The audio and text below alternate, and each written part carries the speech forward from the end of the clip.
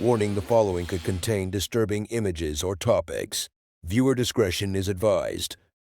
We all know the story: a mad scientist, a stormy night, and a monster born from dead flesh.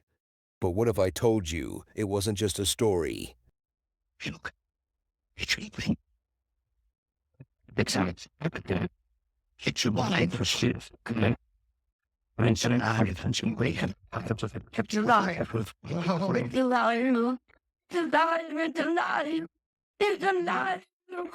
Mary Shelley's Frankenstein may be a tale of fiction, but behind the pages lurks a dark truth. Real scientists, from the dawn of modern medicine to the edge of the 20th century, have tried to defy the ultimate law of nature, life and death.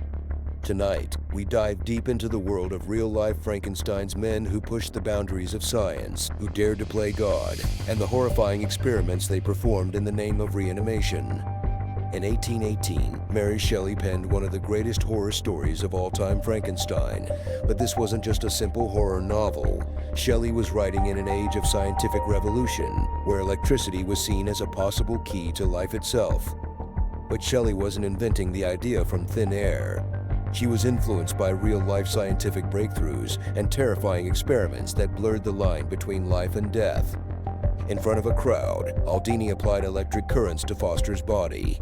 The results were disturbing. His muscles twitched. His face contorted into a gruesome expression. His eyes seemed to open and stare into the void. Some witnesses even claimed the body had come back to life. But of course, Foster was never truly alive.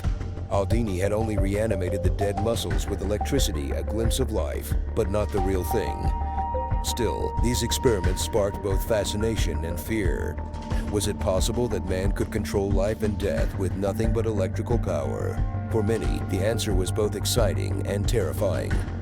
But reanimation required one thing: fresh bodies. And as the medical community raced to uncover the secrets of life and death, they needed a constant supply of human corpses. Enter the resurrection men, grave robbers who stole bodies from the dead of night to deliver to eager scientists, the most notorious of them all, Burke and Hare. These two men didn't just rob graves, they murdered people to sell their corpses. The need for fresh bodies turned a dark corner, and science, it seemed, had gone too far. The public was terrified. Stories of mad scientists and reanimated corpses flooded the imagination, and this fear would soon be reflected in the chilling experiments of Andrew Ure.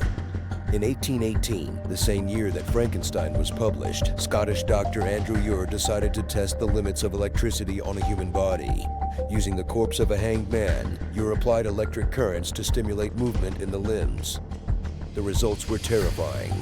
According to witnesses, the body's chest rose and fell as if breathing, its fingers twitched, and its eyes flickered open.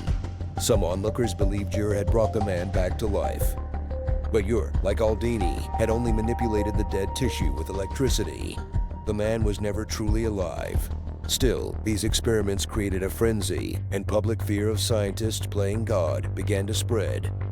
By the 20th century, scientific advancements had pushed even further. One of the most bizarre and unsettling reanimation experiments came from Soviet scientist Sergei Bryukhonenko. Bryukhonenko developed a device known as the autojector, a precursor to the modern heart-lung machine. With it, he was able to keep the severed head of a dog alive for hours, feeding it blood through tubes. The head blinked, licked its lips, and even reacted to stimuli. The experiment was hailed as a breakthrough in medical science, but for many, the sight of a living, severed head was too close to the horrors of Frankenstein. These experiments blurred the line between life and death and left us with haunting questions. Could science go too far? And if it did, what would the consequences be? Today, we live in a world where scientific advancements like organ transplants and life support machines have saved countless lives. But the dream of reanimation remains as elusive as ever. And yet, the legacy of Frankenstein, the fear of scientists tampering with forces beyond their control, still haunts our culture. From the silver screen to darkened theaters, the idea of bringing the dead back to life continues to captivate and terrify us. But perhaps, as Shelley warned us over 2 centuries ago, we must ask not whether we can reanimate life, but whether we should. This has been Darker Things. If you're still curious about the true horrors of science, be sure to subscribe and join us next time for another descent into the dark. Until next time, we leave you with this reminder that once you enter the dark, you may never be the same.